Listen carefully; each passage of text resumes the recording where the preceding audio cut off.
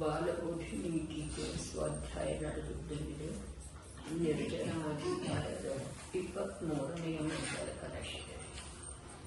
ಲೋಕ ಶಾಶ್ವತ ಏಕ ಈಶ ಸಕಲ ವ್ಯರ್ಥೋ ವಿವಿಧಾತ್ಮನ ಚಿಲ್ಲೋಕಂ ಸ್ವಯಮೇವ ಕೇವಲಮಯಂ ಯಲ್ಲೋಕಯತ್ಯೇಕಃ ಲೋಕೋಯಂ ನತವಾ ಪರಸ್ಪರಪರಸ್ತಾಸ್ತಿ ತದ್ವಿಕುತೋ ನಿಶ್ಶಂಕಃ ಸತತಂ ಸ್ವಯಂ ಸಸಹಜಂ ಜ್ಞಾನಂ ಸದಾ ವಿಂದತಿ.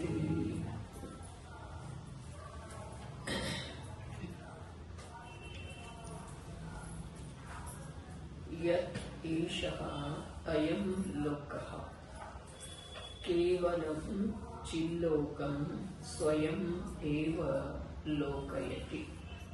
ಯತ್ ಏಕೆಂದರೆ, ಏಷಃ ಅಯಂ ಲೋಕಃ ಅಸ್ಥಿ ರೂಪವಿರುವಂಥ ಯಾವ ಚೈತನ್ಯ ಲೋಕವಿದೆ ಅದು ಕೇವಲಂ ನಿರ್ವಿಕಲ್ಪವಿದೆ. ಚಿಲ್ಲೋಕಂ ಸ್ವಯಂ ಏವ ಲೋಕಯತಿ. ಜ್ಞಾನಸ್ವರೂಪ ಆತ್ಮನನ್ನು ತಾನಾಗಿಯೇ ನೋಡುತ್ತಾನೆ. ಏನು ಹೇಳಿದ್ರು,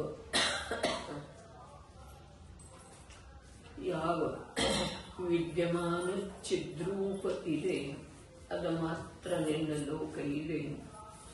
ಅದನ್ನು ಹೊರತುಪಡಿಸಿ ವರ್ತಮಾನ ಪರ್ಯಾಯ ರೂಪ ಮತ್ತು ಭವಿಷ್ಯ ಪರ್ಯಾಯ ರೂಪವಿರುವ ಇಹಲೋಕ ಪರಲೋಕಗಳಾವವು ನಿನ್ನಲ್ಲಿ ಇಲ್ಲ ಅಂಥೇಳಿ ಆ ಸಮ್ಯಕ್ ದೃಷ್ಟಿ ಜೀವರುಗಳ ವಿಚಾರ ಮಾಡ್ತಾರೆ ಅಂಥೇಳಿ ನಿನ್ನೆ ಕಥನ ಇತ್ತು.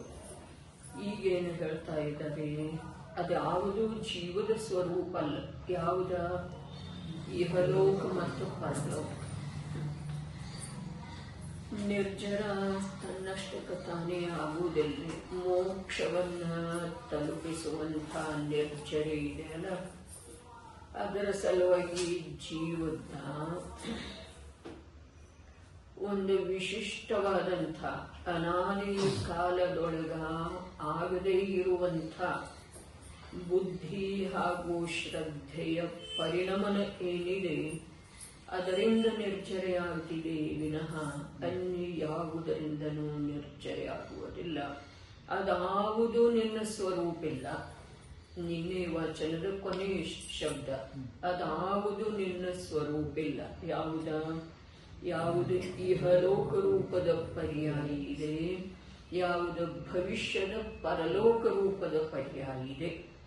ಇಲ್ಲಿ ಸಾಧಕ ಜೀವನಗಳ ಅಪೇಕ್ಷಾದಿಂದ ಸಮ್ಯಕ್ ದೃಷ್ಟಿ ಜೀವದ ಮಾತನ್ನು ಹೇಳ್ತಾ ಇದ್ದಾರೆ. ಹಾಗಾದ್ರೆ ಆ ಸಾಧಕ ಜೀವನಿಗೆ, ಸಮ್ಯಕ್ ದೃಷ್ಟಿ ಜೀವನಿಗೆ ವರ್ತಮಾನದಲ್ಲಿ ಸಾಧಕ ರೂಪದ ಯಾವ ಮಿಶ್ರ ಅವಸ್ಥೆ ಇದೆ ಅದು ನಂದಲ್ಲ ಅನ್ನೋದು ಸಹಜ ಅವರ ಜ್ಞಾನದೊಳಗೆ ಸ್ವೀಕೃತ ಇದೆ. ಒಂದು ಮಾತು. ಯಾವುದರ ಸಲುವಾಗಿ ಈ ಸಾಧನೆ ಮಾಡ್ತಾ ಇದ್ದೇನಲ್ಲ, ಆ ಪರಿಪೂರ್ಣ ಶುದ್ಧ ಅವಸ್ಥೆ, ಮುಕ್ತಾವಸ್ಥೆ ಕೂಡ ಜೀವದ ಸ್ವರೂಪ ಅಲ್ಲ. ಎಂಥ ಅದ್ಭುತ ವಿಶೇಷ ಮಾತಿದೆ. ಅರೆ, ಸಾಧನಾ ಮಾರ್ಗದೊಳಗೆ ಯಾವ ಮಿಶ್ರ ಪರಿಣಾಮ ಇದೆಯೋ, ಮಿಶ್ರ ಯಾವುದ? ಒಂದು ಕರ್ಮ ಧಾರೆ, ಇನ್ನೊಂದ ಚೈತನ್ಯ ಅರ್ಥಾತ್ ಜ್ಞಾನಧಾರೆ. ಜ್ಞಾನಧಾರೆಯೊಳಗ ಶುದ್ಧ ಚಿದ್ರೂಪ, ಆ ಚಿದ್ರೂಪ ವರ್ತಮಾನ ಚೈತನ್ಯದ ರೂಪದೊಳಗ ವಿದ್ಯಮಾನ ಶುದ್ಧ ಚೈತನ್ಯ ವಸ್ತು ಕಾಣ್ತಾ ಇದೆ. ಇದ ಬಹಳ ವಿಶೇಷ ಮಾತಿದೆ. ವರ್ತಮಾನ ಚೈತನ್ಯ ರೂಪ, ಅರೆ ಬಹಳಷ್ಟು ಎಲ್ಲ ಅಚೇತನತೆ ವ್ಯಾಪ್ತ ಇದೆ ಪರ್ಯಾಯದೊಳಗೆ. ಬಹಳಷ್ಟು ಅರಿ ಸಂಸಾರ, ಪರಿವಾರ, ಪತ್ನಿ, ಪುತ್ರ, ಧನ, ಆಜೀವಿಕೆ, ದೇವಶಾಸ್ತ್ರ ಗುರುಗಳ ಆಶ್ರಯ ರೂಪದ ಪರಿಣಾಮ ಎಲ್ಲವೂ ಅಚೇತ. ಆದ್ರೆ ಯಾವ ಆ ಚೈತನ್ಯದ ವರ್ತಮಾನ ರೂಪ ಇದೆ ಅದರೊಳಗ ಯಾವ ಕೆಲವು ಅಂಶದೊಳಗ ಶುದ್ಧ ಚೈತನ್ಯ ವಸ್ತು ಕಾಣ್ತಾ ಇದೆಯಲ್ಲ, ಆ ವಸ್ತುವೇ ನನ್ನ ರೂಪ ಇದೆ, ನನ್ನ ಲೋಕ ಇದೆ ಅನ್ನೋದು ಅವನಿಗೆ ಸಹಜ ರೂಪದಿಂದ ಜ್ಞಾನ ವರ್ತಿಸ್ತಾ ಇದೆ. ಅದ ಜ್ಞಾನಧಾರೆ ಇದೆ, ತಿಳಿತಂದ್ರೆ ಅದು ಜ್ಞಾನಧಾರೆ ಇದೆ. ಇನ್ನು ಉಳಿದದ್ದೆಲ್ಲ ಅರ್ಥಾತ್ ಆ ಶುದ್ಧ ಚೈತನ್ಯ ವಸ್ತುವನ್ನ ಪ್ರಕಾಶಿತಪಡಿಸುವಂಥ ಪ್ರಗಟ ಚೈತನ್ಯ ಅಂಶವನ್ನು ಹೊರತುಪಡಿಸಿ ಯಾವುದಿದೆಯಲ್ಲ ಅದೆಲ್ಲ ಪರಪ್ರಕಾಶಕ ರೂಪದಿಂದ ಕಾಣಿಸ್ತಾ ಇದೆ. ಇಂಥ ಯಾವ ಸಾಧಕ ದಶೆ ಇದೆಯೋ ಆ ಸಾಧಕ ದಶೆ ನಿಜವಾಗಿನ ಧನ್ಯ ಇದೆ, ಕಠಿಣ ಇದೆ, ಸುಲಭೇನ ಇಲ್ಲದ. ಆದ್ರ ಆ ಸಾಧಕ ದಶೆ ನನ್ನ ಸ್ವರೂಪ ಅಲ್ಲ ಅಂತಂದ್ರೆ ಅವ. ಮತ್ತ ಆ ಸಾಧಕ ದಶೆಯ ಫಲಸ್ವರೂಪವಾಗಿ ಯಾವ ಶುದ್ಧ ದಶೆ, ಪರಿಪೂರ್ಣ ದಶೆ, ಸಿದ್ಧ ದಶೆ, ಸಾರಿ ಅನಂತ ಕಾಲದವರೆಗೆ ಬದಲಾಗದೇ ಇರುವಂತಹ ಯಾವ ಅವಸ್ಥಾ ವಿಶೇಷ ಇದೆಯಲ್ಲ ಅದು ಜೀವದ ಸ್ವರೂಪ ಅಲ್ಲ. ಸಾಮಾನ್ಯ ಮಾತಿದೆ. ಅಶುಭ ಅಶುಭ ಅಶುಭದಿಂದ ತುಂಬಿ ಹೋಗಿರುವಂತಹ ನಮ್ಮ ಜೀವನದೊಳಗ ಒಂದಿಷ್ಟು ಏನಾದರೂ ನಮ್ಮ ಬುದ್ಧಿಪೂರ್ವಕ ಶುಭ ಪರಿಣಾಮ ಆಯಿತು ಅಂತಂದ್ರ ಅದರಲ್ಲಿ ನಮ್ಮತನ ಎಷ್ಟು ಗಾಢವಾಗಿ ನಮ್ಗ ಭಾಸಿತ ಅಂತಿದೆ, ಅನುಭವದಲ್ಲಿ ಬರ್ತಿದೆ. ಆದ್ರೆ ಆ ಶುಭ ಪರಿಣಾಮ ಅಂತೂ ಕರ್ಮಧಾರೆಯೊಳಗೆ ಹೋಯಿತು. ಜ್ಞಾನಧಾರೆಯೊಳಗ ಯಾವ ಶುದ್ಧ ಚೈತನ್ಯ ವಸ್ತು ಅನುಭವದಲ್ಲಿ ಬರ್ತಾ ಇದೆ, ಆಸ್ವಾದದಲ್ಲಿ ಬರ್ತಾ ಇದೆ, ಆ ಆಸ್ವಾದ ಪಡಿತಾ ಇರುವಂತಹ ಸಾಧಕ ಪರ್ಯಾಯ, ಪ್ರಯತ್ನ ಮಾಡ್ತಾ ಇರುವಂತಹ ಸಾಧಕ ಪರ್ಯಾಯ, ಸಾವಧಾನ ರೂಪದಿಂದ ಮೂಡಿ ಬರ್ತಾ ಇರುವಂತಹ ಸಾಧಕ ಪರ್ಯಾಯ ಕೂಡ ಜೀವದ ಸ್ವರೂಪ ಅಲ್ಲ ಅಂತ ಹೇಳಿ ಆ ಸಾಧಕ ದಶೆಯಲ್ಲೇ ಸಮ್ಯಕ್ ದೃಷ್ಟಿ ಜೀವ ತಿಳಿಯುತ್ತಂದ್ರೆ.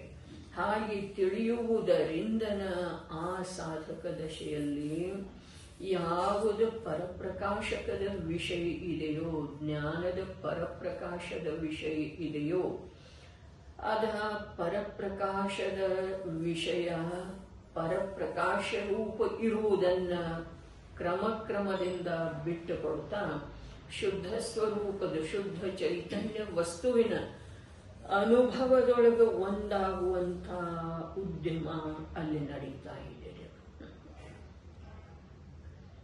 ಇದ ತಿಳಿದು ಬರ್ತಾ ಇದೆಯಲ್ಲ, ಪರ್ಯಾಯ ಇದೆಯಲ್ಲ, ಪ್ರಗಟ ಪರ್ಯಾಯ, ಸಮ್ಯಕ್ ದೃಷ್ಟಿ ಜೀವದ ಪ್ರಗಟ ಪರ್ಯಾಯ, ಅದರೊಳಗಿನ ಪ್ರತಿಯೊಂದು ಅಂಶ ಏನಿದೆಯಲ್ಲ ಅದೇ ಅದನ್ನೇ ಏನು ಹೇಳಿದರು, ಅವಿಭಾಗ ಪ್ರತಿಚ್ಛೇದ.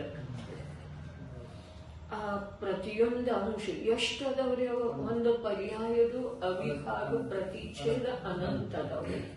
ಹಾಗಾದ್ರೆ ನಾನು 2% 10% ಅಂಥೇಳಿ ಹೇಳಿದ್ನಲ್ಲ, 100 ಅಂತೇಳಿ ಬುದ್ಧಿಗೆ ತಿಳಿಯುವ ಸಲುವಾಗಿ ಹೇಳಿದ್ದಿತ್ತು. ಹಾಗಾದ್ರೆ ಅವೇನು ಪ್ರತಿಯೊಂದು ಪ್ರತಿಚ್ಛೇದದವಲ್ಲ, ಆ ಪ್ರತಿಚ್ಛೇದದೊಳಗ ವಿದ್ಯಮಾನವಿರುವಂಥ ಶುದ್ಧ ಚೈತನ್ಯ ವಸ್ತುವಿನ ಅನುಭವ ಆಗೋದು. ಅವನ ಸಾಧನೆ ಎಂಥದ್ದಿದೆ ಅಂತಂದ್ರ ಈ ಸಮಯದಲ್ಲಿ 10 ಪ್ರತಿಚ್ಛೇದದೊಳಗ ಶುದ್ಧ ಚೈತನ್ಯ ವಸ್ತುವಿನ ಪ್ರತ್ಯಕ್ಷ ಆಸ್ವಾದ ಇರ್ತಿದೆಯಲ್ಲ, ಆ ಆಸ್ವಾದ ಪಡೀತಾ ಇರುವ ಸಮಯದೊಳಗ ಉಳಿದ ಯಾವ ಎಲ್ಲ ಅಸಂಖ್ಯ ಅನಂತ ಪ್ರತಿಚ್ಛೇದಗಳಲ್ಲಿ ಅಶುದ್ಧತೆ ಇದೆಯಲ್ಲ, ಅವಿದ್ಯಮಾನ ವಸ್ತುವಿನ ಅನುಭವ ಆಗ್ತಾ ಇದೆಯಲ್ಲ, ಅದು ಕ್ರಮದಿಂದ ಈ ಸಮಯದಲ್ಲಿ 10 ಇದ್ದರೆ ಇನ್ನೊಂದು 4 ಸಮಯ ಕಳೆದ ನಂತರ 50, 100 ಹೀಗ ಆಗ್ತಾ ಪ್ರತಿಯೊಂದ ಅವಿಭಾಗ ಪ್ರತಿಚ್ಛೇದದೊಳಗ ಪರಿಪೂರ್ಣ ಶುದ್ಧ ಚೈತನ್ಯ ವಸ್ತು ಪ್ರತ್ಯಕ್ಷ ಆಗೋದು. ಎಂಥ ಸಾಮ್ರಾಜ್ಯ! ಅದನ್ನು ಲೋಕ ಅಂದರೆ ಈ ಲೋಕವನ್ನು ಹೊರತುಪಡಿಸಿ ನನ್ನ ಲೋಕ ಬೇರೆ ಯಾವುದೂ ಇಲ್ಲ, ಅದಾವುದು ನನ್ನ ಸ್ವರೂಪ ಅಲ್ಲ. ಯಾವುದ ಶುದ್ಧಾಶುದ್ಧ ರೂಪದ ಮಿಶ್ರ ಪರ್ಯಾಯ ಮತ್ತು ಭವಿಷ್ಯದೊಳಗೆ ಬರುವಂತಹ ಪೂರ್ಣ ಶುದ್ಧ ಪರ್ಯಾಯ. ಜೀವದ ಸ್ವರೂಪ ಅಲ್ಲ ಅಂದರಲ್ಲ ಅವ ಆ ಪ್ರಕಾರ ಜ್ಞಾನದೊಳಗೆ ವರ್ತಿಸ್ತಾ ಇರ್ತಿದೆ. ವಿಚಾರ ಮಾಡುವುದೇನೆಂದರೆ ಎಲೈ ಜೀವನೇ ತನಗ ತಾನ ಇದು ಜೀವದ ಸ್ವರೂಪ ಅಲ್ಲ. ಯಾವುದ ಇಹಲೋಕ ಪರಲೋಕ ಯಾವ ಬೇರೆ ಅದವಲ್ಲ ಅವು ಬೇರೆ, ಅರ್ಥಾತ್ ಏನ ಪರ್ಯಾಯ ರೂಪ ಅದವಲ್ಲ ಅವು. ಹಾಗಾದ್ರೆ ನನ್ನ ಲೋಕ ಯಾವುದ? ನನ್ನ ಲೋಕ ವಿದ್ಯಮಾನ ಇರುವಂತಹ ಚಿದ್ರೂಪ ಮಾತ್ರ ನನ್ನ ಲೋಕ. ಅವು ಎರಡು ಶಬ್ದ ಅದವಲ್ಲ, ಒಂದು ವಿದ್ಯಮಾನ, ಒಂದು ಚಿದ್ರೂಪ. ಅದೇ ಚೈತನ್ಯದ ರೂಪ ಪ್ರಗಟ ಇದೆ. ನನಗೆ ಬಹಳ ಅಂದ್ರೆ ಬಹಳ ಅದಂತ ಮಹಿಮಾ ಬರ್ತಾ ಇದೆ. ವಿದ್ಯಮಾನ ಚೈತನ್ಯದ ರೂಪ ಏನಿದೆ ಅಲ್ಲ, ಆ ರೂಪದೊಳಗೆ 1 ಅಂಶ 2 ಅಂಶ 10 ಅಂಶ 100 ಅಂಶ ಏನ ಐತಲ್ಲ, ಅದರಲ್ಲೇ ಯಾವ ಶುದ್ಧ ಚೈತನ್ಯ ವಸ್ತು ಪ್ರತ್ಯಕ್ಷ ಅನುಭವದಲ್ಲಿ ಬರ್ತಾ ಇದೆ, ಆಸ್ವಾದದಲ್ಲಿ ಬರ್ತಾ ಇದೆ, ಅದಷ್ಟ ನನ್ನ ಲೋಕ ಇದೆ. ಲೋಕ ಇದೆ. ಅದನ್ನು ಬಿಟ್ಟ ಈ ಪರ್ಯಾಯ ಏನಿದೆಯಲ್ಲ, ಶುದ್ಧಾಶುದ್ಧಿಯ ಮಿಶ್ರಣ ರೂಪದ್ದ ಅಥವಾ ನಾಳೆ ಇದರ ಫಲಸ್ವರೂಪವಾಗಿ ಶುದ್ಧವೇ ಬರುವಂತ ಪರ್ಯಾಯ ಏನಿದೆಯಲ್ಲ, ಅದು ಜೀವದ ಸ್ವರೂಪ. ಜೀವದ ಸ್ವರೂಪ ಅಲ್ಲ. ಎಲ್ಲ ಈ ಜೀವನೇ ಅಂತ ಹೇಳಿ ಜೀವದ ಸ್ವರೂಪ ಅಲ್ಲ ಅಂತ ಹೇಳಿ, ಅರ್ಥಾತ್ ಅದನ್ನೆಲ್ಲ ಸ್ವರೂಪ ಅಲ್ಲ. ನಾವು ಯಾವುದರೊಳಗೆ ಅಪನತ್ವ ಮಾಡೋದ್ರೆ ಸಮದೃಷ್ಟಿ ಜೀವ ಯಾವುದರೊಳಗೆ ಅಪನತ್ವ ಮಾಡ್ತಾನೆ. ಯಾವ ಒಂದು ಅಂಶ ಪ್ರಗಟ ಚೈತನ್ಯದ ಯಾವ ಅಸಂಖ್ಯ ಅನಂತ ಏನದವೋ ಅವಿಭಾಗ ಪ್ರತಿಚ್ಛೇದದವನ, ಅದರೊಳಗೆ 1 ಅಂಶ 4 ಅಂಶ 10 ಅಂಶ 100 ಅಂಶ 100 ಪ್ರತಿಚ್ಛೇದದೊಳಗ ಯಾವ ಶುದ್ಧ ಚೈತನ್ಯ ವಸ್ತುವಿನ ಆಸ್ವಾದ ಬರ್ತಾ ಇದೆಯಲ್ಲ, ಆ ಆಸ್ವಾದ ನನ್ನ ಲೋಕ ಇದೆ. ಅಂಶ ಏನೈತೆ ಪೂರ್ಣನೈತಲ್ಲ, ಪರ್ಯಾಯದ ಅಪೇಕ್ಷಾದಿಂದ ನೋಡ್ರಿ. ಇದು ಒಂದು ಖಂಡಿಕೆ ಇದೆ, ಇದೊಂದಿದೆ, ಇದೊಂದಿದೆ. ಅದರಲ್ಲಿ ರೇಷೆಗಳು ಎಷ್ಟದವು ಅದವೇನು. ಅದರ ಹಸ್ತ ಏನಿದೆ ಅಖಂಡನೇ ಇದೆ. ಒಂದು ಮಾತು, ಹಸ್ತ ಅಖಂಡ ಇರುವೆಗಳು ಕೂಡ ಅವುಗಳದ್ದು ಪ್ರತಿಯೊಂದರದ್ದು ಏನಿದೆ ಸ್ವತಂತ್ರ ಸತ್ತಾ ಇದೆ. ಇಲ್ಲಿ ಇದು ರೇಖೆ ಇದೆ, ಇದು ರೇಖೆ ಇದೆ, ಇಲ್ಲಿ ಉಬ್ಬು ಇದೆ, ಇಲ್ಲಿ ತಗ್ಗೆ ಇದೆ. ಇದೆಲ್ಲ ಏನಿದೆ ಹಸ್ತದ್ದನ ಅಂಶದವರೇ. ಅಂಶ ಇದ್ರೂ ಕೂಡ ಆ ಅಂಶವನ್ನ ಗಮನ ಮಾಡಿ ಇಲ್ಲಿ ದೃಷ್ಟಾಂತ ಮುಗಿತು. ಈ ಪರ್ಯಾಯದೊಳಗ ಹೀಗೆ ಏನದವು ಅಸಂಖ್ಯ ಅನಂತ ಅವಿಭಾಗ ಪ್ರತಿಚ್ಛೇದ. ಅದರಲ್ಲಿ ಮತ್ತು ವಿಭಾಗ ಮಾಡಲಿಕ್ಕೆ ಬರುವುದಿಲ್ಲ. ಅಷ್ಟು ಸೂಕ್ಷ್ಮ ಪರ್ಯಾಯದ ಸಾಮರ್ಥ್ಯ, ಪರ್ಯಾಯದ ಸಾಮರ್ಥ್ಯ ಅಷ್ಟು ಸೂಕ್ಷ್ಮ. ಇನ್ನೊಂದು ವಿಭಾಗ ಮಾಡಲಿಕ್ಕೆ ಬರುವುದಿಲ್ಲ, ಆಗೋದನೇ ಇಲ್ಲ. ಅವಿಭಾಗಿ ಪ್ರತಿಚ್ಛೇದ. ಆದ್ರ ಆ ಪ್ರತಿಚ್ಛೇದದೊಳಗೆ ಸಾಮರ್ಥ್ಯ ಇದೆ. ಏನ ಸಮಗ್ರ ವಸ್ತುವನ್ನ ಆಸ್ವಾದಿಸುವಂತಹ ಸಾಮರ್ಥ್ಯ ಇದೆ.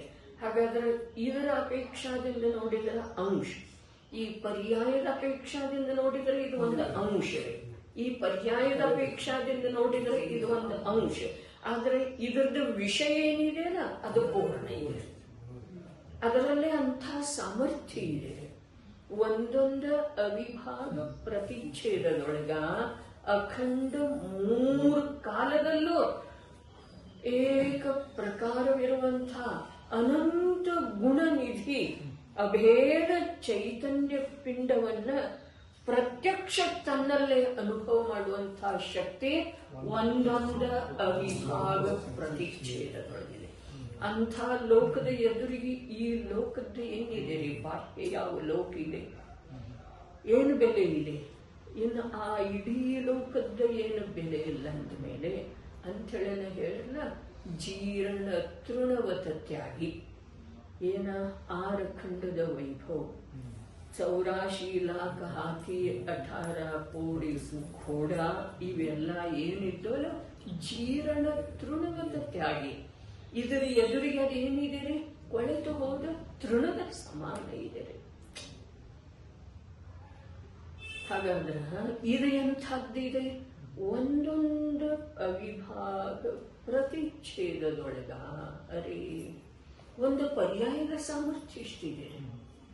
ಅಖಂಡ ಪರ್ಯಾಯದ ಸಾಮರ್ಥ್ಯ ಅಲ್ಲ, ಆ ಪರ್ಯಾಯದೊಳಗೆ ಒಂದೊಂದು ಅವಿಭಾಗ ಪ್ರತಿಚ್ಛೇದದ ಸಾಮರ್ಥ್ಯ. ಪರ್ಯಾಯ ಅಂತೂ ಒಂದು ಸಮಯದ್ದೇ ಇದೆ, ಕಾಲ ಸಾಪೇಕ್ಷ ಅದ, ಕಾಲದೊಳಗೆ ಇನ್ನೊಂದು ವಿಭಾಗ ಮಾಡ್ಲಿಕ್ಕೆ ಬರುವುದಿಲ್ಲ. ಅಂಥ ಅಂತಿಮ ಅಂಶ ಕಾಲದ, ಅದರೊಳಗೆ ಈ ಒಂದು ಪರ್ಯಾಯ, ಈ ಪರ್ಯಾಯದೊಳಗ ಮತ್ತು ಅನಂತ ಅವಿಭಾಗಿ ಪ್ರತಿಚ್ಛೇದ. ಪ್ರತಿಯೊಂದು ಪರ್ಯಾಯದೊಳಗ ಅನಂತ ಗುಣ ನಿಲಯನಾದಂಥ ಶುದ್ಧಾತ್ಮನ ಅನುಭವ ಮಾಡುವಂಥ ಶಕ್ತಿ ಇದೆ ಅನ್ನೋದು ಸ್ಥೂಲ. ಆದ್ರೆ ಆ ಪರ್ಯಾಯದೊಳಗಿರುವಂಥ ಅನಂತ ಅವಿಭಾಗಿ ಪ್ರತಿಚ್ಛೇದದೊಳಗೆ ಸಮಗ್ರ ವಸ್ತುವಿನ ಅನುಭವ ಮಾಡುವಂಥ ಶಕ್ತಿ ಇದೆ. ಎಲ್ಲಿ ನಿಶಕ್ತಿ ಆಗಿದೆ ನಮಗ, ಆ ನಿಶಕ್ತಿಯ ಸಲುವಾಗಿ ಯಾವ ಔಷಧಿ ತಗೊಳ್ಳೋದ? ಹೊರಗಡೆ ದೇಹದ ನಿಶಕ್ತಿಯ ಸಲುವಾಗಿ ಪೋಷಕಾಂಶ ಇರುವಂಥ ಪೌಷ್ಟಿಕ ಔಷಧ ಆಹಾರವನ್ನ ಸ್ವೀಕಾರ ಮಾಡುವಂಥ ಒಂದು ರೀತಿ ಲೌಕಿಕದೊಳಗಿದೆ. ಇಲ್ಲಿ ಅಶಕ್ತಿಯಾಗಿದೆಲ್ಲ ಪರ್ಯಾಯದೊಳಗ, ಅದರ ಅಶಕ್ತತೆಯನ್ನು ದೂರ ಮಾಡುವ ಸಲುವಾಗಿ ಕುಟ್ಲ ಔಷಧಿ ಆಯ್ತು ಅಂಜುತ್ತೆ. ಅದರ ಸ್ವರೂಪವನ್ನು ತಿಳಿಯುವ ರೂಪದ ಔಷಧಿ, ಅದರ ಸಾಮರ್ಥ್ಯವನ್ನು ತಿಳಿಯುವ ರೂಪದ ಔಷಧಿ. ಅರೆ ಈ ಪ್ರಕಾರ ಆತ್ಮವಸ್ತು, ಈ ಪ್ರಕಾರದ ಆತ್ಮವಸ್ತುವಿನಲ್ಲಿ ಅನಂತ ಅನಂತ ಅರೆ ಒಂದೊಂದರ ಚರ್ಚೆ ಮಾಡಿದರ ಈ ಜೀವದ ಅನಾದಿ ಕಾಲಿನ ಭ್ರಮೆ ಕಳಚಿ ಹೋಗ್ತಿದೆ. ಏನ ಗುಣ ಎಷ್ಟದವು, ಎಷ್ಟೋ ಬಾರಿ ಹೇಳಿದ್ದಿದೆ. ಅನಂತ 10 ದಿಕ್ಕಿಗೆ ಅನಂತ ಇದೆ ಆಕಾಶ. ಆ ವಿಷಯದೊಳಗೆ ಒಂದಿಷ್ಟು ಇಳಿಬೇಕ್ರಿ. 10 ದಿಕ್ಕಿಗೆ ಆಕಾಶ ಎಷ್ಟಿದೆ, ಅನಂತ ಇದೆ. ಆ ಆಕಾಶದ ಒಂದೊಂದು ಪ್ರದೇಶದ ಭೇದ ಮಾಡಿದ ನಂತರ ಅನಂತ ಆಕಾಶದ ಪ್ರದೇಶಗಳು ಎಷ್ಟ್ರಿ? 10 ನಿಟ್ಟಿಗೆ 10 ಬಾರಿ ಇದೆ ಅನಂತ ಅನ್ಬೇಕಾಗುವುದಲ್ಲ. ಅನಂತ ಅನಂತ ಅಂದ್ರೆ 2 ಆಯ್ತ್ರಿ. 10 ನಿಟ್ಟಿಗೆ ಅನಂತ ಏನ ಆಕಾಶ ಮತ್ತು ಪ್ರದೇಶದ ಭೇದದಿಂದ ಆ ಆಕಾಶದ ಅಳತೆ ಮಾಡಿದ್ರ ಆ ಅನಂತಗಳ ಎಷ್ಟು? ಆ ಅನಂತದ ಅನಂತ ಗುಣಿತ, ಅರ್ಥಾತ್ ಅಂಥ ಅನಂತ 10 ಬಾರಿ ಅನಂತವನ್ನ ಗುಣಾಕಾರ ಮಾಡಿದ ನಂತರ ಎಷ್ಟು ಅನಂತ ಬರ್ತಿದೆಯಲ್ಲ, ಅಂಥ ಅನಂತದಿಂದ ಗುಣಾಕಾರ ಮಾಡಿದ್ರ ಎಷ್ಟು ಸಂಖ್ಯೆ ಬರ್ತಿದೆಯಲ್ಲ ಅಷ್ಟು ಗುಣ ನನ್ನ ಆತ್ಮನಲ್ಲಿ ಇದ್ದಾವೆ. ಎಲ್ಲಿ ನಮಗ ಮಹಿಮಾ ಬರುವುದಿಲ್ಲ, ಒಳಗಡೆ ಚುಚ್ಚುವುದಿಲ್ರಿ ಈ ಮಾತ, ಒಳಗಡೆ ಪ್ರಭಾವ ಬೀರುವುದಿಲ್ಲ. ಅರೆ ನಾನು ಎಲ್ಲಿ ಮೂರ್ಛಿತಾಗಿದ್ದೇನೆ. ಇಂಥದ್ದ ಆಗಮ ವಚನವನ್ನ ಯಾವಾಗ ಪ್ರಗಟ ಬುದ್ಧಿಯೊಳಗ ಸಮ್ಯಕ್ ದೃಷ್ಟಿ ಜೀವ ತಂದುಕೊಳ್ಳತಾನೋ ಆವಾಗ ಸ್ವಾಭಾವಿಕವಾಗಿ ಆ ಭಾವವುಳ್ಳ ಉದ್ಗಾರ ಅವನಿಂದ ಬರ್ತಿದೆ. ಏನ ಇನ್ನು ಬಾತುಂಕ ಮುಚೆ ಖಬರ್ ಹೀಗೆ ಎಷ್ಟು ಕಾಲದಿಂದ ಇರಲಿಲ್ಲ, ಅನಂತ ಕಾಲದಿಂದ ಇರಲಿಲ್ಲ. ಅರೆ ನಿಗೋದ ಮೊದಲಾದ ಅವಸ್ಥೆಗಳಲ್ಲಿ ಅದಕ್ಕೆ ಇರೋದ ಸಾಧ್ಯನೇ ಇಲ್ಲ. ಆದ್ರೆ ಅನಂತ ಬಾರಿ ಮನುಷ್ಯ ಆಗಿದ್ದೇನೆ. ಬರೇ ಮನುಷ್ಯ ಆಗಲಿಲ್ಲ, ಮುನಿವ್ರತಧಾರ ಅನಂತವಾದ. ಅವಾಗ ಯಾವಾಗೂ ಲಕ್ಷ್ಯಕ್ಕೆ ಬರಲಿಲ್ಲ, ಈಗ ಲಕ್ಷ್ಯಕ್ಕೆ ತಗೊಳ್ಳೋದಿದೆ. ಅರೇ, ನನ್ನ ಸಾಮರ್ಥ್ಯ ಎಂಥದ್ದಿದೆ, ನನ್ನಲ್ಲಿ ಗುಣ ಎಷ್ಟಿದಾವೆ. ಅವರು ಹೇಮಂತ್ ಗಾಂಧಿ ಬೆಂಗಳೂರು ಶಿಬಿರದೊಳಗೆ ಹೇಳಿದ್ದಾರಲ್ಲ, ನನ್ನಲ್ಲಿ ಎಷ್ಟು ದುಡ್ಡು ಇದಾವೆ ಅನ್ನೋದರ ಮಹಿಮಾ ಬರ್ತಿದೆ, ಆದ್ರೆ ಎಷ್ಟು ಗುಣ ಇದಾವೆ, ಗುಣ ಎಷ್ಟಿದಾವೆ ಅಳತೆ ಮಾಡ್ಲಿಕ್ಕೇನೆ ಬರುವುದಿಲ್ಲ, ಬರೋದನ್ನ ಇಲ್ಲ ಅಳತೆ ಎಣಿಕೆಗೆ. ಅರೇ, ಪಂಪ ಹೇಳಿದ ಜಗತ್ತಿನ ಸಮಸ್ತ ಪದಾರ್ಥಗಳ ಎಣಿಕೆಗೆ ಅಳತೆಗೆ ಒಳಪಡುವವು, ಆದ್ರೆ ಪ್ರಭು ನಿನ್ನ ಗುಣ ಎಣಿಕೆಗೇನು ಒಳಪಡುವುದಿಲ್ಲ, ಅಳತೆಗೇನು ಒಳಪಡುವುದಿಲ್ಲ. ಅದರ ಮಹಿಮಾ ಬಂದ ನಂತರ ಇಲ್ಲಿ ನೋವಿದೆ, ಅಲ್ಲಿ ನೋವಿದೆ, ಹಾಗಾಗಿದೆ, ಏನ ಆಗ್ತಾ ಇದೆ, ಅಥವಾ ಇನ್ನೊಬ್ಬರ ದೋಷ ಎಷ್ಟು ಕಾಣಬಹುದಿಲ್ಲ.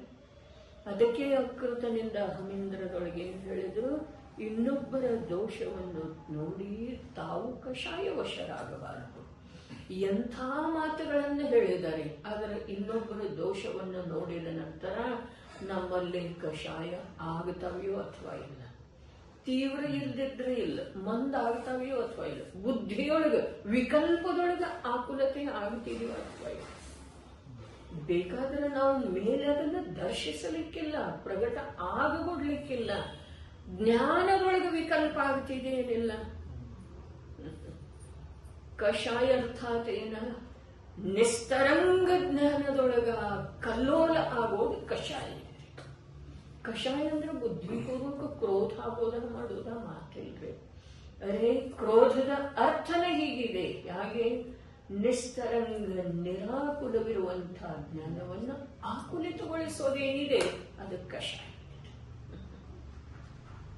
ಲೋಕದೊಳಗೆ ಏನೆಲ್ಲ ನಡೀತಾ ಇರೋದು, ಅದಕ್ಕೆ ನಮಗೆ ನಾಳೆ ಮುನಿ ಆಗೋದಿದೆಯಲ್ಲ, ಆಗೋದಿದೆ, ಮುನಿ ಆಗೋದಿದೆ, ಮೋಕ್ಷಕ್ಕೆ ಹೋಗೋದಿದೆ,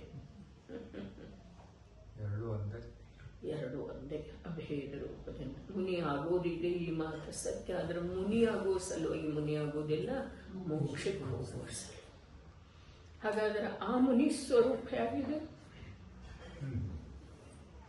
ಹೇಗಿದೆ? ಎದುರಿಗೆ ಒಂದು ದುರ್ಬಲ ಪ್ರಾಣಿಯನ್ನ ಸಬಲ ಪ್ರಾಣಿ ಶೀಳಿ ತಿಂತಾ ಇದ್ರೂ ಕೂಡ ಯಾವ ಪ್ರಕಾರದ ವಿಕಲ್ಪ ಕಣ್ಣು ಬಿಟ್ಟು ನೋಡ್ತಾ ಇದ್ರೂ ಅವರಿಗೆ ಆಗುವುದಿಲ್ಲ. ಇದೇನಿದೆ, ನನಗೇನು ಸಂಬಂಧ ಇಲ್ಲ ಅದ. ಹೀಗೆಂದ್ರೆ ದಯೆ ಎಂಥದ್ದಿದೆ ಅವರಲ್ಲೇ. ಆ ಜೀವದ ಮೇಲೆ ದಯೆ, ಆ ಜೀವದ ಮೇಲೆ ದ್ವೇಷ ಇದೆಯಾ? ಆ ಜೀವದ ಮೇಲೇನು ದಯೆನೇ ಇದೆ, ಆ ಜೀವದ ಮೇಲೇನು ದಯೆ. ಯಾವುದು ತಿನ್ನಲ್ಪಡ್ತಾ ಇದೆ ಆ ಜೀವದ ಮೇಲೇನು ದಯೆ ಇದೆ, ಯಾವುದು ತಿಂತಾ ಇದೆ ಆ ಜೀವದ ಮೇಲೇನು ದಯೆ ಇದೆ. ಯಾಕೆ? ಇಂದು ತಿನ್ನೋ ಯಾವ ಕ್ರೂರ ಪರಿಣಾಮ ಮಾಡ್ತಾ ಇದೆಯಲ್ಲ, ಇದರ ಫಲವನ್ನು ನಾಳೆ ಭೋಗಿಸಬೇಕಾಗ್ತದೆ. ಇಂದು ಯಾವುದು ತಿನ್ನಲ್ಪಡ್ತಾ ಇದೆಯಲ್ಲ, ಅದು ನಿನ್ನೆ ಅದಕ್ಕೆ ಯೋಗ್ಯವಾದಂತಹ ಕರ್ಮ ಮಾಡಿತ್ತು ಒಂದು ಮಾತು. ಮತ್ತು ಅತ್ಯಂತ ದಯನೀಯ ಅಸಹಾಯತೆಯಿಂದ ತಿನ್ನಲ್ಪಡ್ತಾ ಇದೆಯಲ್ಲ, ಅದರಿಂದ ಮತ್ತದು ಬಂಧಕ್ಕೊಳಗಾಗ್ತದೆ. ಈ ಸಂಸಾರ ಚಕ್ರ ಜೀವದ ಅಖಂಡ ಹೀಗೆ ನಡೀತಿದೆ. ಅವರಿಗೆ ಕರುಣೆ, ಆದರೆ ಬಿಡಿಸುವ ಪ್ರಯತ್ನ ಮಾಡುವುದಿಲ್ಲ. ಯಾಕೆ ಮಾಡುವುದಿಲ್ಲ ಅಂತಂದ್ರ, ಜೀವ ತಾನ ಮಾಡಿದ್ದನ್ನ ತಾನ ಭೋಗಿಸೋದು ಅನಿವಾರ್ಯ ಇದೆ. ಜೀವ ಅಜ್ಞಾನದಿಂದ ವಿಕಾರ ರೂಪ ಪರಿಣಮನ ಮಾಡೋದು ಅನಿವಾರ್ಯ ಇದೆ. ಹಾಗಾದರೆ ದಯೆ ಯಾವುದಕ್ಕಂತರೂ ಸಮಸ್ತ ಜೀವಗಳದ್ದ ಈ ಅಜ್ಞಾನ ಬಿಟ್ಟು ಹೋಗುವಂತಹ ಸಮಯ ಬೇಗನೆ ಬರಲಿ. ಸಮಸ್ತ ಜೀವಗಳದ್ದ ಇಂಥ ಅಜ್ಞಾನ, ಎಂಥ ಅಜ್ಞಾನ? ದುಃಖ ಭೋಗಿಸುವುದಕ್ಕೂ ಅಜ್ಞಾನ, ದುಃಖದ ಕಾರಣ ರೂಪದಿಂದ ಪರಿಣಮಿಸುವುದಕ್ಕೂ ಅಜ್ಞಾನ. ಎರಡಕ್ಕೂ ಅಜ್ಞಾನನ ಕಾರಣ ಇದೆ. ಈ ಅಜ್ಞಾನ ಬೇಗನೆ ಬಿಟ್ಟು ಹೋಗ್ಲಿ ಅನ್ನುವಂಥದ್ದು ಸಾಮಾನ್ಯ ಒಂದು ಬುದ್ಧಿಪೂರ್ವಕನೋ ಅಬುದ್ಧಿಪೂರ್ವಕನೋ ವಿಕಲ್ಪ ಗೊತ್ತಿದೆ, ಜೊತೆಯಾಗಿ ಆ ಕಡೆ ನೋಡುವಂಥ ಯಾವ ಪರಪ್ರಕಾಶಕ ಜ್ಞಾನದೊಳಗೆ ಅದೇನು ತಿಳಿದು ಬರ್ತಾ ಇದೆಯೋ ಅದನ್ನ ಸ್ವಯಂ ತಾವು ಮರು ಸಮಯದೊಳಗ ಅಭಾವಗೊಳಿಸಿ ಸ್ವಪ್ರಕಾಶಕದೊಳಗ ಒಂದಾಗಿ ಇದು ಸಾಧಕ ದಶೆ ಇದೆ. ಹಾಗಾದ್ರೆ ಅಂಥ ಸಾಧಕ ದಶೆ ಬರಬೇಕಾದ್ರೆ ಗೃಹಸ್ಥಾವಸ್ಥೆಯಲ್ಲಿ ಕೂಡ ಸಮ್ಯಕ್ ದೃಷ್ಟಿ ಜೀವ ಯಾವ ಪ್ರಕಾರದಿಂದ ಸಾವಧಾನ ಅಸಾವಧಾನ ಚ್ಯುತ ಆಗೋದು ಮತ್ತೆ ಹತ್ತೋದು ನಿಲ್ಲುವುದು ಮುಂದುವರಿಯೋದು ಎಷ್ಟು ಪ್ರಯತ್ನ ಮಾಡಬೇಕಾಗ್ತಿದ್ದೇವೆ. ಪತನ ಹೊಂದತಾನೇನಿಲ್ಲ, 4ನೇ 5ನೇ ಗುಣಸ್ಥಾನಾವರ್ತಿ ಪತನ ಹೊಂದತಾನೋ. ಆ ಪತನ ಹೊಂದಲಿಕ್ಕೆ ಕಾರಣೀಭೂತವಾದಂಥ ತನ್ನ ದುರ್ಬಲತೆಯನ್ನ ತಾನು ಗುರುತಿಸ್ತಾನೋ. ಆ ದುರ್ಬಲತೆಯನ್ನ ನಿವಾರಣೆ ಮಾಡುವ ಸಲುವಾಗಿ ತ್ರಿಕಾಲಿ ಶುದ್ಧ ಅನಂತ ಗುಣರತ್ನಾಕರ ಪ್ರತಿಯೊಂದು ಗುಣದ ಪ್ರತಿ ಸಮಯಕ್ಕ ಒಂದೊಂದು ಪರ್ಯಾಯಗಳು ಪ್ರಗಟಿದ್ದಾವೆ. ಒಂದೊಂದು ಪರ್ಯಾಯದೊಳಗ ಅನಂತ ಅವಿಭಾಗ ಪ್ರತಿಚ್ಛೇದ ಇದೆ. ಒಂದು ಅವಿಭಾಗ ಪ್ರತಿಚ್ಛೇದದೊಳಗೆ ಇನ್ನೊಂದು ಸ್ವಲ್ಪ ಅವಿಭಾಗ ಪ್ರತಿಚ್ಛೇದದ ಸ್ಪಷ್ಟೀಕರಣ. ಒಂದು ಅವಿಭಾಗ ಪ್ರತಿಚ್ಛೇದದೊಳಗೆ ಅವಿಭಾಗ ಪ್ರತಿಚ್ಛೇದದ ಪರಿಭಾಷೆ ಸ್ವಲ್ಪ ಲಕ್ಷ್ಯದೊಳಗೆ ಬರುವ ಸಲುವಾಗಿ ಒಂದು ಗುಣದ ಒಂದು ಸಮಯದ ಪರ್ಯಾಯದೊಳಗ ಯಾವ ಅನಂತ ಅವಿಭಾಗ ಪ್ರತಿಚ್ಛೇದದವಲ್ಲ, ಒಂದೊಂದು ಅವಿಭಾಗ ಪ್ರತಿಚ್ಛೇದದ ಸ್ವರೂಪ ಏನಿದೆ ಸಮಗ್ರ ಆತ್ಮನನ್ನ, ಅನಂತಾನಂತ ಗುಣಗಳನ್ನ, ಅವುಗಳಿಂದ ಹೊರಡುವಂತಹ ಅನಂತಾನಂತ ಪರ್ಯಾಯಗಳನ್ನ ನಿರಪೇಕ್ಷ ರೂಪದಿಂದ ತಿಳಿಯುವ, ಅನುಭವಿಸುವ, ಆಸ್ವಾದಿಸುವ ಸಾಮರ್ಥ್ಯ. ಹಾಗಾದ್ರೆ ಅಂಥ ಅವಿಭಾಗ ಪ್ರತಿಚ್ಛೇದಗಳ ಪ್ರತಿಯೊಂದು ಅರ್ಥಾತ್ ಸಂಪೂರ್ಣ ಪರ್ಯಾಯದೊಳಗೆ ಒಂದು ಜ್ಞಾನದ್ದೇ ಈಗ ತಗೊಳ್ಳೋಣ. ಜ್ಞಾನವೇ ತಿಳಿತಿದೆ ಅಲ್ಲ, ಜ್ಞಾನವೇ ತಿಳಿತಿದೆ. ಅದರ ಶ್ರದ್ಧೆ ಏನು ಮಾಡ್ತಿದೆ? ಶ್ರದ್ಧೆ ಎಲ್ಲ ಅನಂತ ಗುಣಗಳ ಅಭೇದ ಪಿಂಡನಾದಂಥ ಆತ್ಮನ ಅನಂತ ಗುಣ ರೂಪದ ಅಭೇದ ಶ್ರದ್ಧೆ ಮಾಡ್ತಿದೆ. ಹಾಗಾದ್ರೆ ಜ್ಞಾನ ಗುಣದ ಯಾವ ಪರ್ಯಾಯ ಇದೆಯಲ್ಲ, ಆ ಪರ್ಯಾಯದೊಳಗ ಆ ಶುದ್ಧಾತ್ಮ ಪ್ರತ್ಯಕ್ಷ ರೂಪದಿಂದ ಆಸ್ವಾದದಲ್ಲಿ ಬಂದ ಕೆಲವು ಅವಿಭಾಗ ಪ್ರತಿಚ್ಛೇದದೊಳಗ ಆ ಶುದ್ಧ ವಸ್ತು ಚೈತನ್ಯ ವಸ್ತು ಆಸ್ವಾದದೊಳಗೆ ಬಂತು. ಸಂಪೂರ್ಣ ಪರ್ಯಾಯವನ್ನು ಶುದ್ಧ ಅನ್ನೋದು ಅಥವಾ ಇಲ್ಲದೆ ಪರ್ಯಾಯವನ್ನು ಶುದ್ಧನ ಅನ್ನೋದು. ಹಾಗಾದ್ರೆ ಯಾವ ಕೆಲವು ಅವಿಭಾಗ ಪ್ರತಿಚ್ಛೇದದೊಳಗ ಶುದ್ಧ ಚೈತನ್ಯ ವಸ್ತು ಅನುಭವದಲ್ಲಿ ಬರಲಿಲ್ಲಲ್ಲ, ಆ ಬರದೇ ಇರುವಂತ ಆ ಅವಿಭಾಗ ಪ್ರತಿಚ್ಛೇದಗಳ ಅಪೇಕ್ಷಾದಿಂದ ಆ ಪರ್ಯಾಯವನ್ನ ಅಶುದ್ಧ ಅಂತೇಳಿ ಅನ್ಲಿಕ್ಕೆ ಬರುವುದಿಲ್ಲ. ಯಾಕೆ ಅಂತಂದ್ರ ಪರ್ಯಾಯ ಅಭೇದ ಇದೆ.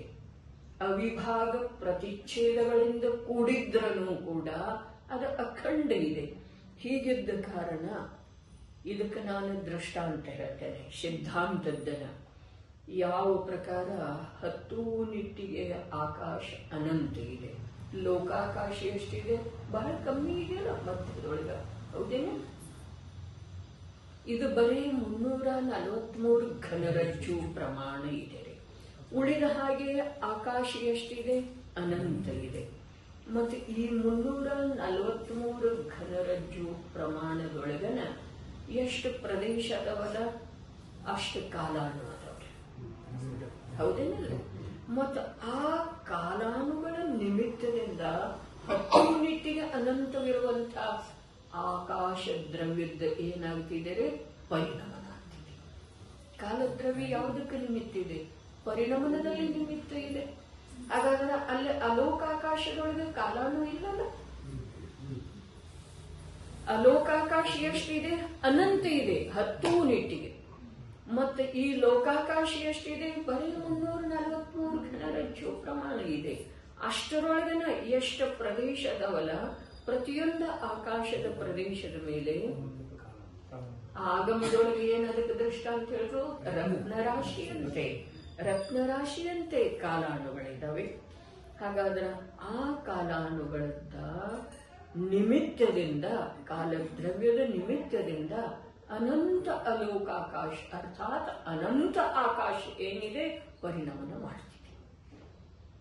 ದ್ರವ್ಯತ್ವ ಗುಣದ ಕಾರಣದಿಂದ ದ್ರವ್ಯದಲ್ಲಿ ನಿರಂತರ ಅವಸ್ಥೆಗಳು ಬದಲಾಗ್ತವೆ.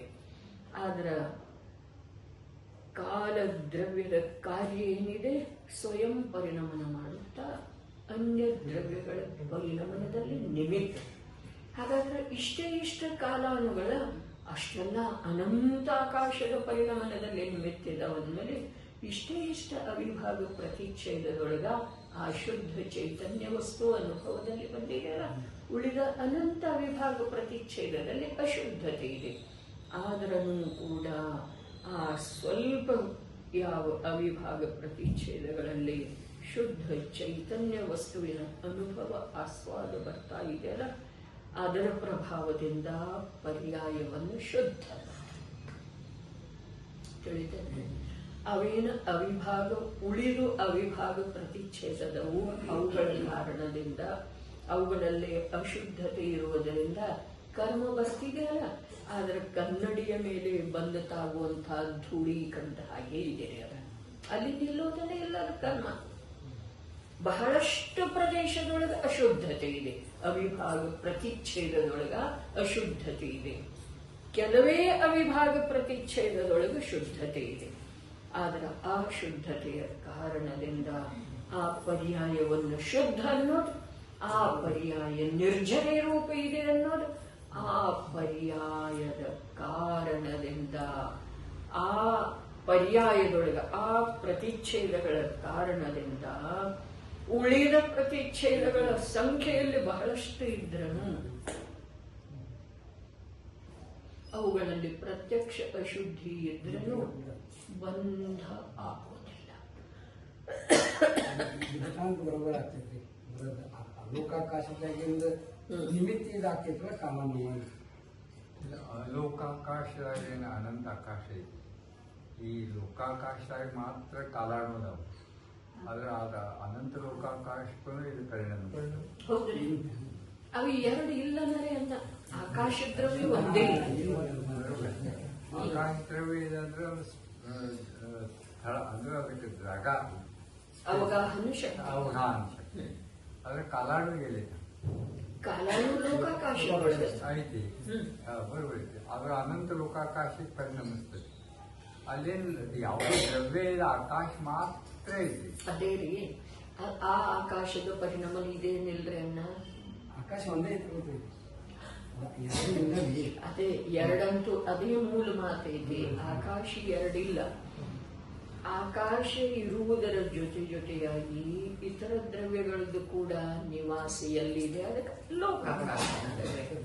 ಆದ್ರೆ ಅಖಂಡ ಆಕಾಶ ಇದ್ದ ಕಾರಣ ಆ ಸ್ವಲ್ಪ ಲೋಕಾಕಾಶದಲ್ಲಿ ಇರುವಂತಹ ಕಾಲ ದ್ರವ್ಯದ ನಿಮಿತ್ತ ಪಡೆದು ಅಖಂಡ ಆ ಲೋಕಾಕಾಶ ಆ ಆಕಾಶ ಏನಿದೆ ಪರಿಣಮನಶ್ಯ. ಆರು ದ್ರವ್ಯ ಈ ಲೋಕಾಕಾಶದಾಗ ಮಾತ್ರದ ಅಂತ ಕೇಳಿದ್ರಿ. 6 ದ್ರವ್ಯ. ಹೌದ್ರಿ, 6 ಇಲ್ಲ 5 ರೀ. 5 ಅದರಲ್ಲಿ ಆಕಾಶ ಅಂತೂ ಸ್ವಯಂ ಇದೆ, ಸ್ವಯಂ ಇದೆ. ಉಳಿದ 5 ದ್ರವ್ಯ. ಕಾಲದ್ರವ್ಯ. ಕಾಲದ್ರವ್ಯನೂ ಅಲ್ಲೇ ಇದೆ. ಲೋಕಾಕಾಶ ಮಾತ್ರ ಇದೆ. ಹೌದು, ಅಲ್ಲೇ ಪರಿಣಾಮನ ಆಗುದು. ಅದೇ ಹೇಳ್ತಿದ್ದಾರೆ, ಅಲ್ಲೇ ಪರಿಣಮನ ಆಗುತ್ತಿದೆ. ಅಖಂಡ ಅದೇ ಅನಂತ ಅಲೋಕಾಕಾಶ ಇದ್ರೂ ಕೂಡ ಆಕಾಶದ ಮುಖ್ಯತೆಯಿಂದ ಆಕಾಶದೊಳಗೆ ಕಾಲದ್ರವ್ಯ ಇದ್ದಾವೆ, ಕಾಲಾಣು ಇದ್ದಾವೆ. ಆಕಾಶ ಅಖಂಡ ಇದೆ. ಹೀಗಿದ್ದ ಕಾರಣ ಆ ಅಲ್ಪದರಲ್ಲೇ ಇರುವಂತಹ ಕಾಲಾನುಗಳ ನಿಮಿತ್ತದಿಂದ ಆ ಅನಂತ ಆಕಾಶ ದ್ರವ್ಯ ಪರಿಣಮನಶೀಲ. ಏನು ಸಂದೇಹ ತೊಡಕೇನಿದೆ ತಮ್ಮ ಜ್ಞಾನಗಳು? ಆಕಾಶ ದ್ರವ್ಯದ ಪರಿಣಾಮನೇ ಕಾಲಾಣುದ್ರವ್ಯದಲ್ಲಿ ಆಗ್ತೈತೆ ಅನ್ನುವಂಥದ್ದನ್ನ ನಾನು ತೊಡಕಾಗ್ತೇನೆ. ಅದು ಹೌದ್ರೆ ಕಾಲಾಣುವಿನ ನಿಮಿತ್ತದಿಂದನ ಆಕಾಶ ದ್ರವ್ಯದ ಪರಿಣಮನ ಆಗ್ತಿದೆ. ಆದ್ರೆ ಆ ಆಕಾಶ ದ್ರವ್ಯದೊಳಗ ಬರೇ ಲೋಕಾಕಾಶದೊಳಗ ಮಾತ್ರ ಕಾಲಾಣು ಇದಾವೆ. ಅವುಗಳ ಪ್ರಭಾವದಿಂದ ಇಡೀ ಅನಂತ ಆಕಾಶ ಎಲ್ಲ ಪರಿಣಮನ ಮಾಡ್ತಿದೆ.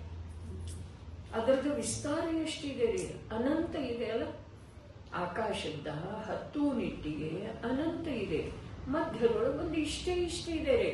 ಕಾಲದ್ರವ್ಯವನ್ನು ಬಿಟ್ರೆ ಅವು ಬಾಕಿ ದ್ರವ್ಯ ಈ ಲೋಕಾಕಾಶಕ್ಕೆ ಮಾತ್ರ ಅದಾವು. ಮತ್ತ ಕಾಲದ್ರವ್ಯ ಇದೆಲ್ಲ ಅನಂತ ಲೋಕಾಕಾಶಕ್ಕೆ ವ್ಯಾಪಿಸಿದ್ದೈತೆ ಅನ್ನುವಂಥದ್ದು ಕೇಳಿದ್ರು ಇದ್ರೊಳಗೆ ಬಂದಂಗ. ಅನಂತ ಲೋಕಾಕಾಶ ಅಂದ್ರೆ ಲೋಕಾಕಾಶ ಅನಂತ ಇಲ್ರಿ, ಆಕಾಶ ಅನಂತ ಇದೆ ರೀ. ಆಕಾಶ ಅಲ್ಲ, ಲೋಕಾಕಾಶ 343 ಘನಸಂಖ್ಯೆ ವರ್ಷ. ಬರೋಬರಿ ನಂಗೆ ಹೇಳೋದೈತೆ ಅದು ಅನಂತ ಲೋಕ, ಅನಂತ ಆಕಾಶ, ಅನಂತ ಆಕಾಶ, ಅನಂತ ಆಕಾಶ. ಅನಂತ ಆಕಾಶ. ಲೋಕಾಕಾಶದಲ್ಲಿ ಮಾತ್ರ ಇರುವಂತಹ ಕಾಲಾನುಗಳ ನಿಮಿತ್ತ ಪಡೆದು ಅನಂತ ಆಕಾಶ ದ್ರವ್ಯ ಅಲೋಕಾಕಾಶ ಅಂತ ಹೇಳಿ ನಾವು ಶಬ್ದದೊಳಗೆ ಸ್ಪಷ್ಟಪಡಿಸಿಕೊಂಡ್ರೆ ಅನಂತ ಅಲೋಕಾಕಾಶ ಪರಿಣಮನಶೀಲ ಇದೆ. ಹೇಗೆ?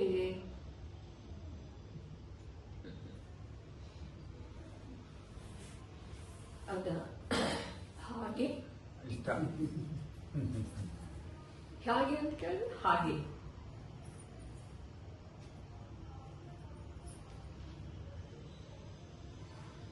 ಭಾರಿಲ್ಲವರು ಒಂದು ದೃಷ್ಟಾಂತ ಹೇಳ್ತಾ ಇದ್ದಾರೆ. ಒಂದು ಊರೊಳಗ, ಹಳ್ಳಿಯೊಳಗ ಒಂಟೆಯನ್ನು ಯಾರು ನೋಡಿರಲಿಲ್ಲ. ಹೇಳ್ತಾರೆ, ಕೇಳಿದ್ದೀರಿ? ಒಂಟೆಯನ್ನು ಯಾರೂ ನೋಡಿರಲಿಲ್ಲ. ಆ ಊರೊಳಗೆ ಒಂದು ಒಂಟೆ ಬರ್ತಿದೆ, ನ್ಯಾಯಕರಂತೂ ಬರ್ತಿದೆ, ಒಂಟೆ ಬರ್ತಿದೆ. ಆವಾಗ ಮಕ್ಕಳೆಲ್ಲ ಪಾಪ ಪಾಪ ತಮ್ಮ ಅಪ್ಪಂದಿರು ಕೇಳ್ತಾರೆ, ಈ ಕ್ಯಾ ಹೈ? ಏ ಐಸಾ ಹಿ ಹೈ. ಇದ್ರದ್ದು ಗೋಣ ಹೀಗೆ ಅಂತ ಕೇಳ್ತೀನಿ, ಐಸೇಕೋ ಐಸಾ ಹಿ ಅಂತ. ಹಾಗೆ ಕಾಲದ್ರವ್ಯದ ಸ್ವರೂಪ ಹೀಗೆ ಇದೆ, ಇಲ್ಲೇ ಇರ್ತಾವ. ಎಲ್ಲಿ? ಲೋಕಾಕಾಶ. ಆಕಾಶ ದ್ರವ್ಯದ ಸ್ವರೂಪ ಹೀಗೆ ಇದೆ, ಅವುಗಳ ನಿಮಿತ್ತದ ಪಡೆದು ಅದು ಸ್ವಯಂ ಪರಿಣಾಮಶೀಲ ಅಂಥೇಳಿ ನೋಡ್ರಿ. ನಿಮಿತ್ತ ಅಕಿಂಚಿತ್ಕರ ಇದೆ. ನಿಮಿತ್ತ ಅಕಿಂಚಿತ್ಕರ ಇರುವೆಳೆಗೊಳಗೂ ಕೂಡ ನಿಮಿತ್ತದ ಭಾವದೊಳಗೆ ಕಾರ್ಯ ಆಗುವುದಿಲ್ಲ. ಇದು ಹೀಗೆ ಇದೆ ರೇ. ಹೀಗ್ಯಾಕೆ? ಹೀಗೆ ಇದೆ, ಐಸೇಕೋ ಐಸಾಗಿ ಇರ್ತಾರೆ. ಇದು ಏನ ಅನ್ನೋದು ಗೊತ್ತೇ ಇಲ್ಲ ಅವರಿಗೆ.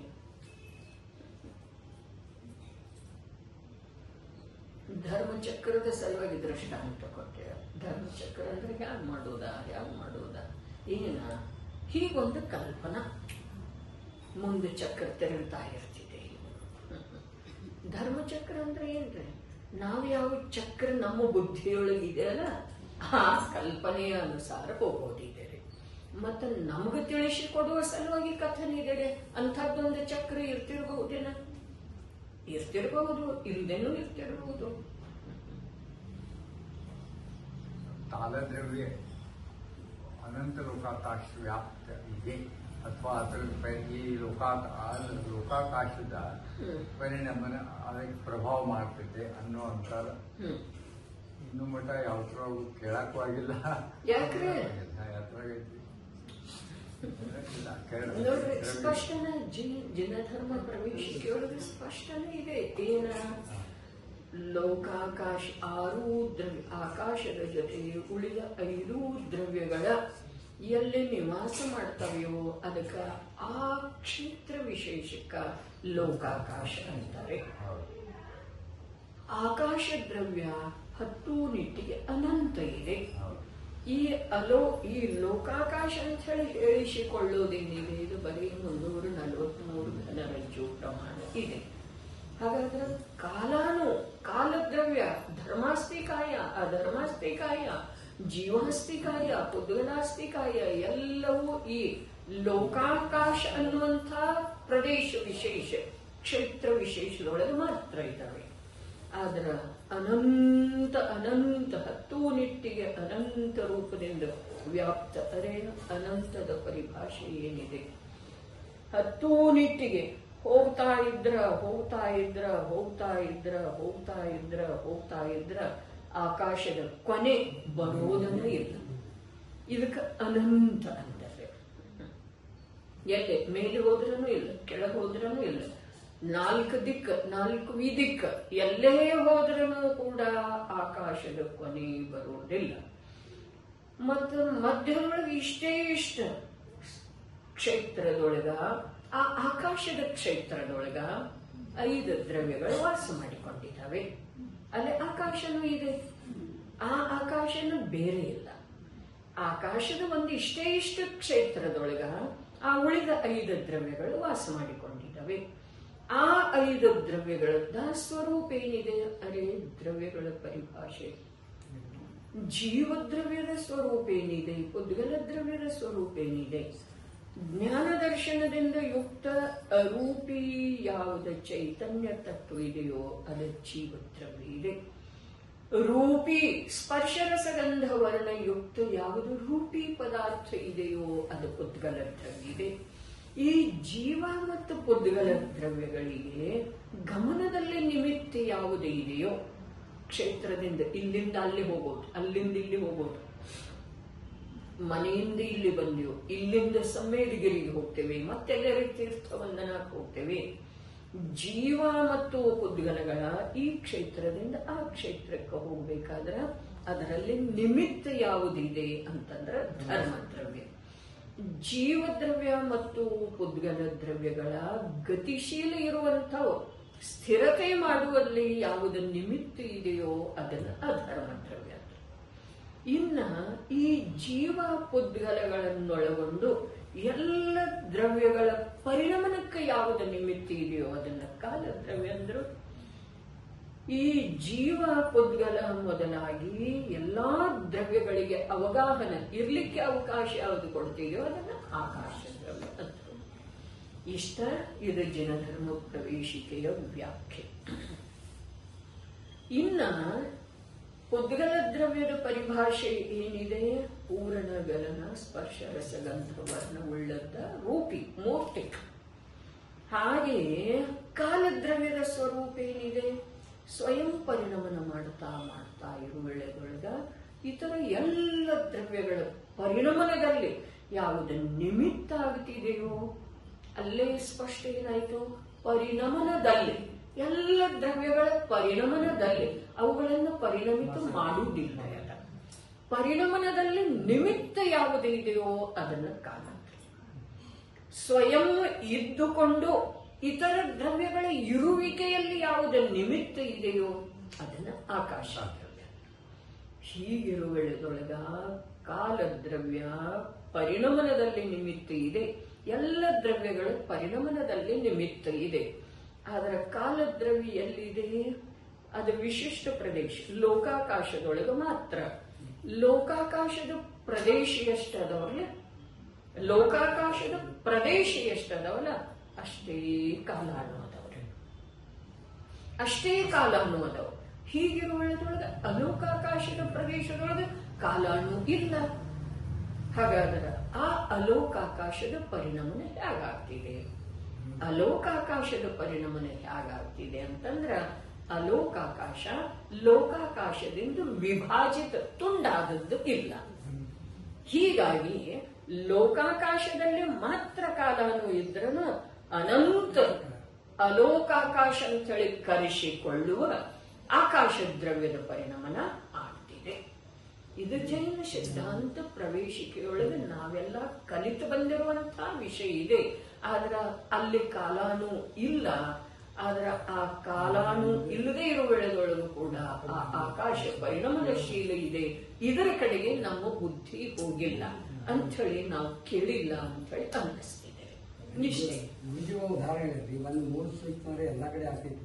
ವೇದನಾ ಆಗ್ತಿದೆ, ಕೈಗೆ ಬಿಸಿ ತಾಗಿತ್ತು ಅಂತಂದ್ರೆ अण्णाजी सांगायचे मोठा एक बांबू घेतला आणि खाली वागलं तर तो वरती पण हे होते ना.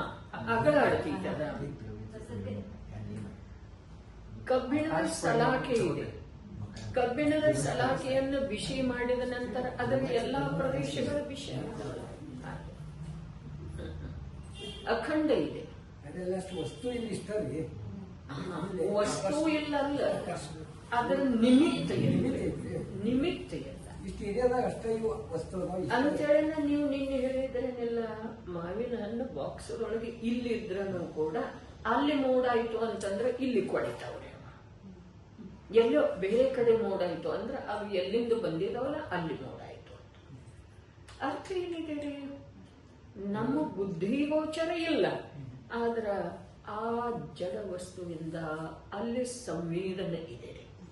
ಅದರ ಜೊತೆಗೆ ಆ ಹವಾಮಾನದ ಜೊತೆಗೆ ನೋಡ್ರಿ, ಪರಮ ವೈಜ್ಞಾನಿಕ ಇದೆ ಜೈನ ದರ್ಶನದ ನಿರೂಪಣೆ. ಜೈನ ದರ್ಶನದ ನಿರೂಪಣೆ ಒಂದು ಅಂಶ ಲಕ್ಷದೊಳಗೆ ಬಂತು ಅಂತಂದ್ರೆ ಯಾವ ವರ್ತಮಾನದ ವಿಜ್ಞಾನದ ಮೂಲಕ ಹೇಳಿರುವಂತಹ ಸತ್ಯ ಮಾತುಗಳಲ್ಲಿ ಸಂದೇಹ ಅಂತೂ ಉಳಿಯುವುದಿಲ್ಲ, ಆಶ್ಚರ್ಯನೂ ಆಗುವುದಿಲ್ಲ. ಆಶ್ಚರ್ಯನೂ ಆಗುವುದಿಲ್ಲ. ಆಶ್ಚರ್ಯ ಏನಿದೆ? ಪ್ರತಿಯೊಂದು ವಸ್ತು ಪರಿಣಾಮಶೀಲ ಇದೆ. ನಿಮಿತ್ತದ ದೃಷ್ಟಿಯಿಂದ ನಾವು ನೋಡುವುದರಿಂದ ನಮಗ ಅದು ಇಲ್ಲದ ಆಗ ಇದು ಇಲ್ಲದ ಆಗ ಅಂತ ಹೇಳಿ ನೋಡ್ರಿ, ಜೀವಕ್ಕೆ ಎಂದಾದರೂ ಒಮ್ಮೆ, ಈಗ ಮೂಲ ನಮ್ದು ಮಾತು, ಜೀವಕ್ಕೆ ಎಂದಾದರೂ ಒಮ್ಮೆ ಯಾವುದೋ ಒಂದು ಭವದೊಳಗೆ, ಅರೆ ಯಾವುದೋ ಒಂದು ಭವದೊಳಗೆ ದೇಶನಾದ್ದ ಉಪಲಬ್ಧಿಯಾಗಿದೆ. ಜಿನೇಂದ್ರ ಪ್ರಭುವಿನ ಉಪದೇಶವನ್ನು ಕೇಳಿ ಆಗಿದೆ, ದೇಶನಾದ ಉಪಲಬ್ಧಿ ಆದದ್ದಿದೆ. ಆದ್ರ ಆ ಜೀವ ಅಂತರ್ಮುಖ ಪುರುಷಾರ್ಥದಿಂದ ತನ್ನ ಕಾರ್ಯ ಮಾಡಿಕೊಳ್ಳಿಲ್ಲ. ದುರ್ಗತಿಗಳಲ್ಲಿ ಎಲ್ಲೆಲ್ಲೋ ಗತಿಗಳಲ್ಲಿ ಭ್ರಮಣ ಮಾಡ್ತಾ ಮಾಡ್ತಾ ಮಾಡ್ತಾ ಮಾಡ್ತಾ ಯಾವಾಗೋ ಒಮ್ಮೆ ಸಂಜ್ಞಿ ಪಂಚೇಂದ್ರಿಯ ಜೀವಾದ. ಅಲ್ಲಿ ಅವನ ಪರ್ಯಾಯದೊಳಗ ತನ್ನನ್ನು ತಿಳಿಯುವಂತ ಯೋಗ್ಯವಿರುವ ಒಂದು ಪರ್ಯಾಯದ ನಂಬರ್ ಬಂತಾರೆ, ಸರದಿ ಬಂತು. ಆ ವೇಳೆದೊಳಗೆ ನಿಮಿತ್ತ ಏನಿಲ್ಲ. ಕಾನನದೊಳಗೆ ತೆರಿಯಂಚೆ, ಅರೇ ಕಾನನದೊಳಗಿನ ತೆರಿಯಂಚಲ್ಲ, ಸ್ವಯಂಭೂರಮಣ ದ್ವೀಪದೊಳಗಿನ ತೆರಿಯಂಚೆ. ಅಲ್ಲೇನಾಯ್ತು? ಆ ಪರ್ಯಾಯದ ಯೋಗ್ಯತೆಯಿಂದ ಸ್ವತತ್ವದ ಸನ್ಮುಖ ಆಯ್ತ್ರಿ ಆ ಪರ್ಯಾಯ. ಹಾಗಾದ್ರೆ ದೇಶನ ಎಲ್ಲಿದೆ? ದೇಶನ ಎಲ್ಲಿದೆ? ದೇಶನ ಎಂದೋ ಯಾವುದೋ ಕಾಲದೊಳಗಾಗಿತ್ತ. ಅದನ್ನೇ ತತ್ವಾರ್ಥ ಸೂತ್ರಕಾರರು ಏನ್ ಹೇಳಿದ್ರು? ನಿಸರ್ಗಜ ಅಧಿಗಮಜ. ನಿಸರ್ಗಜ ಅಂದ್ರ ಆ ಪರ್ಯಾಯದ ಯೋಗ್ಯತೆ ಅನ್ನೋದನ್ನು. ನಿಸರ್ಗಜ ಅಂತಂದ್ರ ಹಿಂದೆ ಯಾವಾಗೋ ಆಲಿಸಿದ್ರದ ಒಳಗಡೆ ಅದಕ್ಕ ಪ್ರಭಾವ ಇತ್ತರೆ. ಅದು ಯಾಗ ಅಂದ್ರೆ ಹಾಗೆ, ಅದು ಹೇಳಲಿಕ್ಕೆ ಬರುದಿಲ್ರಿ. ನಮಗ ತಿಳಿಯುವ ಹಾಗೆ ಹೇಳಲಿಕ್ಕೆ ಬರುದಿಲ್ಲ. ಆದ್ರೆ ಇತ್ತು ಅರೂಪಿ ಆತ್ಮನಲ್ಲಿ. ಅರೆ ವಸ್ತು ವ್ಯವಸ್ಥೆ ಆಗಿದೆ. 5 ದ್ರವ್ಯಂತೂ ಅರೂಪಿನ ಅದವ್ರೆ. ಯಾವುದು ರೂಪಿ ಇದೆ ಅದು ಇಂದ್ರಿಯ ಗೋಚರ ಇಲ್ಲ ಅಂತ ಜ್ಞಾನ ನಮಗಿದೆ. ಪರಮಾಣು ಏನಿದೆ ಅದು ನಿಜವಾಗಿ ರೂಪಿ ದ್ರವ್ಯ ಇದೆ. ಪರಮಾಣು ಅದು ಇಂದ್ರಿಯ ಗೋಚರ ಇಲ್ಲವೇ ಇಲ್ಲ. ಇಂದ್ರಿಯ ಗೋಚರ ಇಲ್ದಿದ್ರೂ ಅದು ರೂಪಿ ಇದೆ ಅನ್ನೋದು ಸತ್ಯ ಇದೆ ಅಲ್ಲ. ಇಂದ್ರಿಯ ಗೋಚರ ಇಲ್ಲದಿದ್ರೂ ಕೂಡ ಅದು ರೂಪಿ ಇದೆ. ರೂಪಿ ಶಬ್ದದ ಅರ್ಥ ಚಕ್ಷು ಇಂದ್ರಿಯದಿಂದ ಕಂಡು ಬರುವಂಥದ್ದು, ಹೀಗ ಅರ್ಥ. ರೂಪಿ ಅರ್ಥಾತ್ ಆದ ವಸ್ತುವಿನ ಸ್ವರೂಪಿದೆ, ಅದು ಜ್ಞಾನದಿಂದ ತಿಳಿದು ಬರುವಂತ. ಅದು ಇಂದ್ರಿಯದಿಂದ ಅಂಥೇಳಿ ನೋಡ್ರಿ ಹೇಳಿದ್ರು, ಇಂದ್ರಿಯದಿಂದ ಯಾವ ದ್ರವ್ಯ ತಿಳಿದು ಬರುವುದಿಲ್ಲ. ಇಂದ್ರಿಯದಿಂದ ಯಾವ ದ್ರವ್ಯ ತಿಳಿದು ಬರುವುದಿಲ್ಲ. 6 ದ್ರವ್ಯ ಇಂದ್ರಿಯ ಗೋಚರ ಇಲ್ಲ. ಆದ್ರೆ 6 ದ್ರವ್ಯ ಜ್ಞಾನದ ವಿಷಯ ಇದ್ದಾವೆ. ಅದಕ್ಕೆ ಇಂದ್ರಿಯಗಳ ಅವಲಂಬನೆಯನ್ನು ಬಿಟ್ಟು ಯಾವಾಗ ಜ್ಞಾನ ಕಾರ್ಯ ಮಾಡ್ತಿದೆ ಆವಾಗ ವಿಶ್ವದ ಸ್ವರೂಪ ತಿಳಿದು ಬರ್ತದೆ.